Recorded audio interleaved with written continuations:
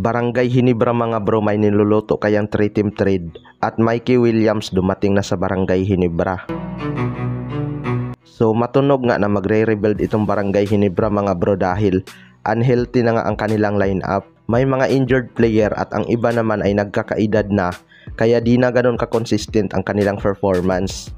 Although noon pa man hindi na talaga nagna-number 1 ang Barangay Hinebra sa elimination rounds, pero magugulat ka na lang biglang nasa finals na. Ayon nga sa source ay may nilulutong 3-team trade daw itong Barangay Hinebra at involved dyan sina Maverick Ahanmisi, Poy Aram at Arvin Tolentino. Ang mangyayari daw mga bro sa TNT si Maverick Ahanmisi plus future pick, tapos sa Northport naman si Poy Aram at sa Barangay Hinebra si Arvin Tolentino.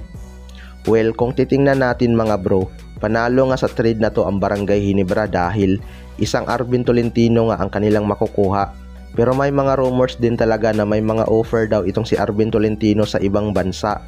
Kaso baka pipigilan din tong si Arvin Tolentino at sa Barangay Hinebra na lang papirmahin. Kaya din naman kasing tapatan ng SMC management ang offer ng ibang bansa sa kanya. Magiging free agent na din kasi itong si Arvin Tolentino mga bro. Pero may rights pa rin sa kanya ang Northport Batampier. Kaya ang tanging paraan lang para mapapirma ito ng Barangay Hinebra ay magkaroon ng trade. So okay na rin naman ang Barangay Hinebra sa trade ang Batang Pierre, kaya walang problema. Sa kabilang banda naman mga bro, Mikey Williams dumating na sa Barangay Hinebra. Ito nga si Mikey Williams ang isa sa mga pinakamatunog na korsonada ng Barangay Hinebra. Malaki na din talaga ang napatunayan nito sa ating liga mga bro at nakadalawang championship agad sa kanyang rookie season.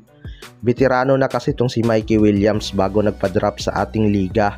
Kung hindi lang siguro lumaki ang ulo nito baka TNT ang nagahari sa ating liga. Iba din kasi talaga ang impact ng isang Mikey Williams mga bro. Point guard nga ito na may mataas na accuracy beyond the arc. Sayang lang at na-terminate ang kanyang kontrata dahil sa hindi nila pagkakaintindihan ng TNT tropang 5G. Kada nag-i-expired kasi ang kanyang kontrata ay tumataas ang hinihingi nitong sahod. Pero sa MVP group kayang-kaya naman siguro nilang ibigay yun dahil worth it din naman mabigyan ng championship. Sa ngayon nga ay okay na ang TNT tropang 5G kahit wala siya. Kaya ready na silang i-trade ang rights nito. Ayon nga sa source ay papayag lang daw sa trade ang TNT mga bro kung si Scottie Thompson ang magiging kapalit ni Mikey Williams, which is malabong mangyari. Hindi naman siguro baliw ang Hinebra management na pakawalan ang isang Scottie Thompson kahit si Mikey Williams pa ang kapalit. Hindi rin kasi natin alam kung nasa prime pa rin ang laro ni Mikey Williams o nagdi-decline na.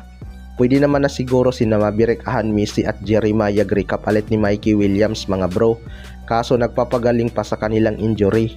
Kayo mga bro, ano masasabi nyo tungkol dito?